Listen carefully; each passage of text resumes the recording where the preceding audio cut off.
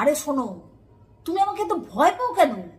একদম ভয় পাবে না, আমাকে ভয় পাওয়ার কি আছে? আমি বাঘ না ভাল্লুক? হ্যাঁ, আমাকে বলছো? দূর, আমি কেন তোমাকে ভয় পাবো? কে বললো তোমাকে আমি ভয় পাই? এই তো মিথ্যা কথা বলছো। তুমি আমাকে ভয় পাও না, এটা বললেই বিশ্বাস করতে হবে আমাকে? হ্যাঁ, তাহলে বলো কখন তোমাকে ভয় পেয়েছি আমি? এই দেখো, আমি তোমায় প্রমাণ দিচ্ছি। তুমি যখন তুমি যখন আমাকে প্রথম দেখতে গেছিলে, তুমি কতজনকে নিয়ে গেছিলে আমায় দেখতে? কেন 5 জন?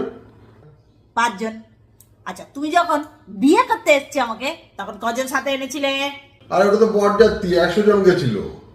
100 জন। প্রথমে 5 জন, তারপরে 100 জন। আর আমি যখন তোমার সাথে তোমাদের বাড়িতে গেছিলাম, আমি পেছনে কজন নিয়ে গেছিলাম? হ্যাঁ, একাই এসছিলে। একা গেছিলাম তো। তাহলে বুঝতে পারছো, আমি কাউকে নিয়ে তোমার বাড়িতে যাইনি। আমার সাহস কতটা বেশি, তোমাদের ওই আবরের গোষ্ঠীর সাথে লড়তে নিয়ে একা গেছি। আর তুমি যতবার এসছো, একেবারে পাল পাল লোক নিয়ে এসছো আমার সাথে লড়তে। তার মানে তুমি আমাকে ভয় পাও, বুঝলে তো?